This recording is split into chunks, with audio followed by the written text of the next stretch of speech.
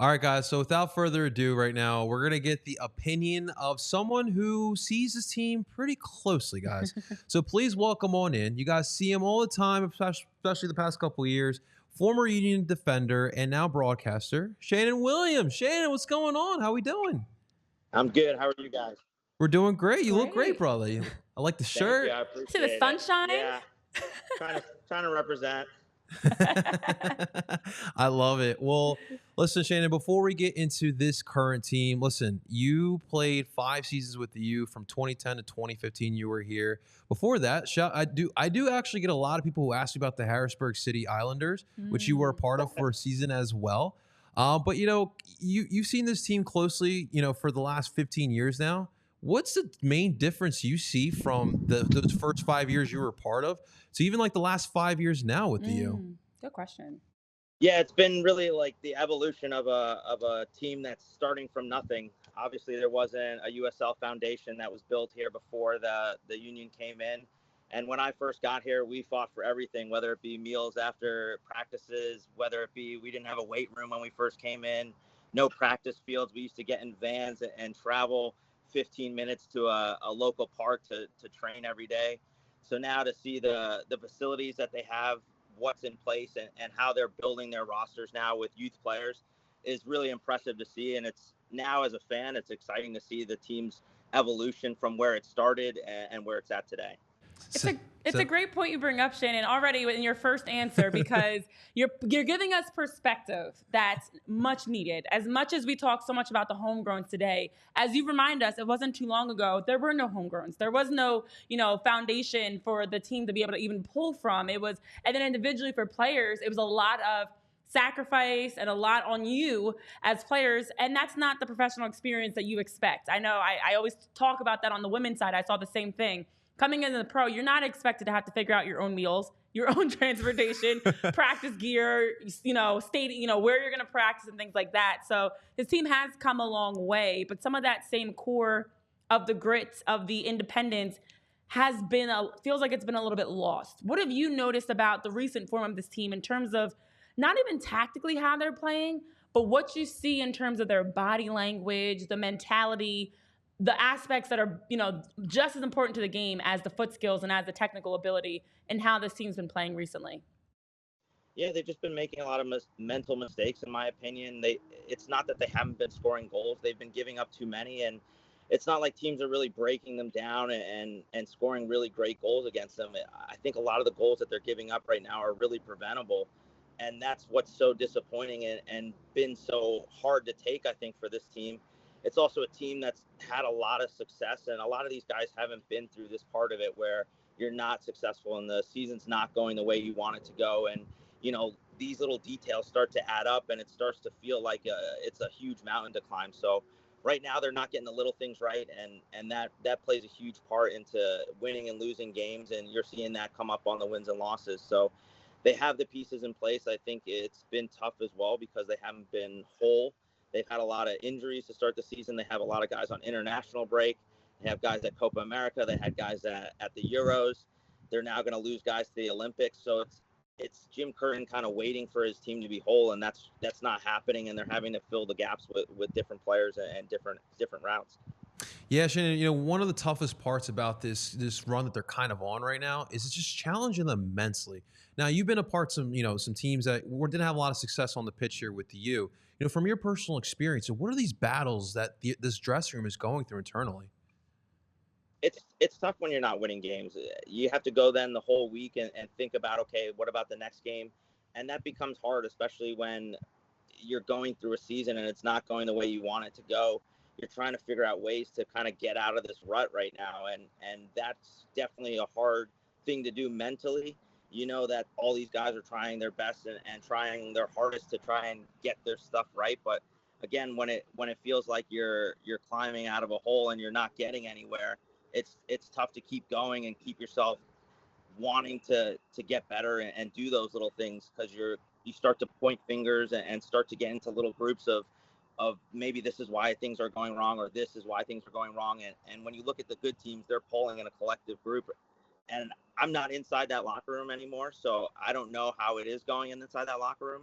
But I know the teams that I've been on, when things aren't going great, that's when you start to see some distance and some divide between players in the locker room. Everybody has their own opinion on what's wrong and what needs to be done to fix that. And that can create a little bit of divide. And as you mentioned, on top of that, right now the Union are in a position where you have a lot of youth that's dealing with this adversity for the first time, which now, as you're talking through just how a team typically comes together, is with having the leadership and the veterans that can help everybody stay on the same page, keep the chemistry going, keep the team focused. And right now, I also am wondering and curious how much of the issues we're seeing that feels like it's snowballing are because the Union are missing that voice. They're missing that leadership. Obviously, Ali Bedoya's injured right now. You also have, Jacob Glesnes and Jack Elliott and different guys that are there. Andre Blake being injured. But the majority of this group is young. This is their first time going through this. Do you think this is the learning lumps and losses that come with that, of this team just not having that voice and that person that can bring them together and keep them focused to move forward and be better? Absolutely. I think that while there's still different players in the team that bring that leadership, we know that everybody leads in a different way. And sometimes that doesn't translate to on the field. We've seen some of the losses where they're losing late, and that's where somebody like Alejandro Bedoya comes in huge. It might not show up on the stat sheet with goals and assists, but at the end of the game, making sure that things are locked down, making sure that people are in the right spots and demanding that from teammates. That might not be the leadership style of somebody like Glesnes. Maybe Andre Blake would be a huge help. I know that in late games, he's saved them a lot in terms of what he can do on the field. But again, the leadership style and what they have right now in their locker room, I think is not helping them on field. And I think that's why they push so hard to get Ali Bedoya back, because of that leadership and because of what he brings to the on-field coaching, which is so huge in games. Communication is such a huge part of this sport. And sometimes people don't really value it as much as they should, and you're seeing it start to come up and play. I think about the Cincinnati game as of recent, this Montreal game that just passed, also the Miami games where you're in it, and then all of a sudden last minute somebody decides to go forward or somebody decides not to do something, and it leads to them getting scored on. So it's been crazy to watch, just because again, they're in all these games. It's not like they're not scoring goals. Cincinnati, they scored 3 goals and lost the game 4-3. So I have to think that there's definitely some leadership that can be helpful in those situations. And right now they're not getting it from the players that are on the field. All right. Well, listen, Shane, I want to talk a little about defenders, specifically the center backs. Obviously the defense in general hasn't been great this year. 35 goals they've allowed so far. It's not even, this was before July. Now, obviously it's not all on the back line here, but I want to focus on those center backs here because look, 2 years ago, both Glesnes and Elliott were considered to be, defensive players of the year candidates, right? Glesnes obviously won it. Right now, there's been some individual plays that hasn't been the best. It's been uncharacteristic from both of these two. So for you personally, from your analysis, what have you seen from both of these guys? Yeah, they haven't been good enough, to be honest. They've made individual mistakes. They haven't been the stalwarts that they've been over the past couple years. We're talking about a team that was setting defensive records in this league, a defender of the year in Jacob Glesnes, and a partnership between him and Elliott that was hard to score on. Now, I think that not having Andre Blake back there definitely is something that they're really missing, and something that they've been really missing all year. He's kind of been start and go with the group. So that's a huge part of it. And that organization that comes from your goalkeeper and that security, when you have a goalkeeper of the year behind you and then good defenders in front, it just seems like they're getting details wrong. And it seems like maybe the injuries have piled up and they're not starting the way they should. And it definitely is costing them in games. Again, it's little mental mistakes, whether it be not marking up in the box or not being good in 1v1 situations that's really hurt them this year in terms of the goals that they've given up. I've yet to see a lot of goals that I'm like, wow, that other team really broke them down, really scored a great goal. Nothing, you got to tip your cap to it. It's a lot of, wow, I can't believe we just gave up a goal in that fashion. And it's kind of reared its head a couple times now. I know that in listening to Jim Curtin in the post game and whatnot, he talked about just, Glesnes not having his best year so far and him having to work to get better and work to figure these things out. And obviously when you're thinking about one of those leaders and he's not having a good year, that trickle down effect and how does that affect the rest of your team? And the key thing, as you're mentioning, is defensively, that's always been the core of this team. But this year, it feels like it's reversed. To lose a game 4-2, where you're up 2-1, and then you end up giving up two of those goals late in the final minutes of the game, that's not something that's characteristic of this team. And I think the concerning part for me is right now the Union, obviously missing players, injuries, we got the whole laundry list. But that's offensive pieces. Their defense, their back four, aside from Damian Lowe, has been the same back four that we've seen. Even switching to bring in Mbaizo and go to a back five to try to stop the damage, as Jim was talking about post-game, they have the same defensive unit. They obviously don't have Andre in net. So realistically, the only defensive change in terms of the back unit is bringing back Andre. What do you really feel like this team can do? Because they're scoring goals. And everybody can say they can score more to put teams away. Scoring 2 goals, as we know, should win you games. That should be enough, especially if you have the defensive talent like you do. So what do you feel like can be tightened up defensively, realistically moving forward? Is it a change in the back four? Is it maybe, as we talk about Glesnes and Elliott, a change in the pairing of center backs? In your opinion, what do you feel like this team could do moving forward to be better? I think they've been a little naive in their defending. I think because of the slide that they're on, they've been pressing to try and win a game or try and get more points than being on the road and scoring 2 goals, you have to get at least a point. And I think they're then pressing because they're on this slide right now to try and get 3 points, leaving themselves a little bit exposed in the back. And all of a sudden a team is going to counter you. And we've seen them give up a lot of counterattacking goals as of recently. They're just pressing because they're in this slide right now. And I think they have to be a little bit more sound. Obviously, Martinez would help in front of them. I think Flock's come in and done a pretty good job, but Martinez is somebody that does a really good job of screening his back line. So not only are they missing Andre Blake in behind them, but they're also missing their defensive mid in front of them and Martinez. And again, these things start to add up. The slide that they're on, they're trying to get out of it. And sometimes by pressing, you end up leaving yourself a little bit exposed. I think they need to be a little bit more sound defensively and see if they can't stay home and get out of this slide by just getting a point somewhere, right? That Montreal game, I think we can all look at and say, hey, if we take a point from this game, that stops the slide. Now we can build on that. They're not having anything that they can build on when you're in a game, you're winning that game, you end up then losing the game 4-2. You feel like you're starting all the way back from ground zero again once you start to come back into practice and start to work on things again. So they have to be a little bit less naive in their defending, leave some players at home. They have to be better in the 1v1 situations and then try to build off of that. Alrighty. I like it. All right, so one more from me. So right now, as we speak, it's July 1st. The Union are 4 points behind Atlanta United for that last playoff spot. Using your educated soccer guess, will this team make the playoffs? Yeah, I think they will. I think that they have everything that they need, and it could just be getting the whole team back again in and around each other. And just, this is such a funny league where you go on a run of maybe 3 games and all of a sudden you find yourself in a completely different spot. So they do have a mountain to climb. They're definitely chasing. I think that there's a cluster of teams that are in and around that last playoff spot that they'll be fighting with, Montreal being one of them that were behind them when they played that game. So I think they're going to have a huge battle on their hands. I think Leagues Cup and that being a break in league play, them getting whole again, coming back after leagues play, are they going to have enough to finish out that run and have enough in the tank after that Leagues Cup to really get themselves going again and see if they can't make a push? I think their road form tells me that if they get into the playoffs, I'm not too worried about them going on the road and winning games. I think they've been really good on the road, so that's a positive that I have to take. And I also have to think that their home form is going to get better. They've been bad at home, and if they just take care of their home games, usually in a long season, that puts you in the playoffs in itself. So if their home form can get a little bit better, I think that they'll sneak into the playoffs.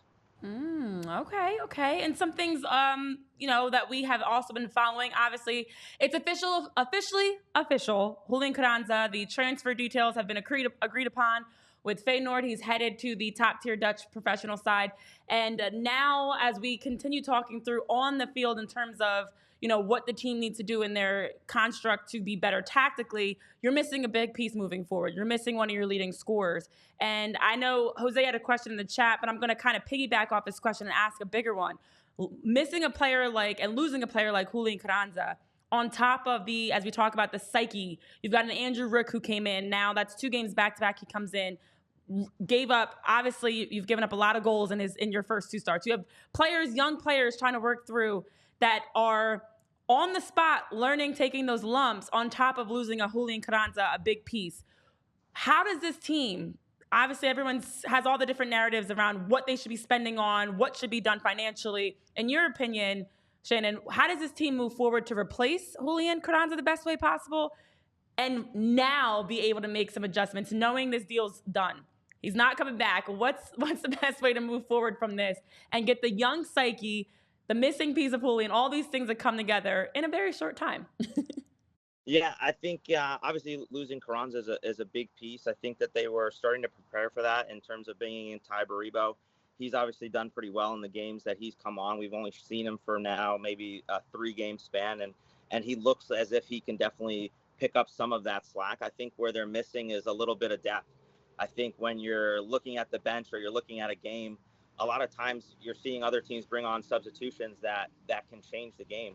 Right now, the Union are bringing on 18, 19-year-old kids that are learning on the spot. I think if they can improve their depth and have something to bring off the bench, a good example is somebody like Corey Burke, who they let go and went to New York Red Bull. How much do they miss him right now in this stretch? I think players like that, they can find. I know that they're not going to go out and spend this enormous amount of money. So then I look at what's realistic, and I think it has to be, can they build their depth from players that are playing in the league currently that have played and have game experience? Somebody like a Corey Burke that can score you goals when you're missing Carranza or Baribo, or you need to change a game and bring somebody on. We look at him in MLS Cup, and he completely changed that game for the Union at the end there. And they're just missing that right now. I look at the bench every game, and I'm like, I try to guess the substitutions. I know maybe the 1 or the 2, but after that, it's really a lot of young players that, yes, you want to see them play. Yes, you want them to contribute. But in this league, how many 17, 18, 19-year-olds are playing at an extremely high level, contributing game in, game out? So they need some pieces off the bench. I think they'll get back whole in terms of starting lineup. What can they bring off the bench to help them out in these games where maybe it's a tie game, maybe they're going for a win? Can they bring somebody on that's really going to help them push for that win instead of getting a tie, or maybe they're losing a game and they bring somebody on? Can that player be an impactful player and come on and make a difference? And I'm not seeing that from the bench right now. Yeah, and before you jump in, JP, it's ironic, Sheanon, because every time we talk about depth, Corey Burke's name comes up. Always. Dave mentioned it when our buddy Dave, and obviously your dear friend as well, joined us last week. He brought up Corey Burke. Seba talked about Corey Burke. We've talked about Corey Burke. We are all missing Corey Burke, and what he brought to this team is very evident. But also, as you know, Kai Wagner and different guys have actually openly said they want to bring, the team needs to spend money to bring in pieces and bring in more talent. Does that affect, the young players' mindset of knowing I'm maybe not good enough, and this team wants to bring in somebody else, and I can't help? Even as we talk about I know we're going so much into the mental side, but that's a big part of the game. You don't have a Corey Burke. You want to bring in those pieces. How much does that impact these guys that are trying, and this team that's trying to win, knowing everyone's saying, sell the team, spend money, bring other players? It's definitely impactful from a mental side of things. Right now, this team is looking for help, and I think the players in that locker room are looking for help. You've heard them talk about it. I don't think that the help is coming in the form that they're hoping it comes from, that you see some of these other teams go out and splash during the summer and all of a sudden have a player coming in off the bench that they bought for a couple million. I just don't see that happening. In terms of the young players coming on, you just haven't seen them do it in a game. So yeah, you can see them, look good in practice and whatnot, but that's practice, and the games are completely different. And it's hard to just jump into a game not knowing what the speed of the game is, and then all of a sudden get impactful and score goals or have assists. You've seen their young players really mature through getting game experience. And right now, they need players that are going to impact the game rather than giving players experience and trying to develop them that way. They have to find the right balance of doing a little bit of both. And I think they're missing that right now. And I think that that's something, again, where they don't have to go into the transfer market and spend an absorbent amount of money. I think they just need to go and bring in proven MLS veterans. I look at somebody like Kai Kamara, who's still scoring goals, well into his, what is he now, 40? So, I think so. Right? Like, that's somebody that has a ton of MLS experience that LA brings in off the bench, and all of a sudden he's an impact player. Who do the Union have like that? And are they willing to go out and get that player? Because it goes against what they do and how they build their teams in terms of the youth and wanting to build from within. I think they're going to have to look at just the right balance of doing that. And right now it's not working the way they want it to work.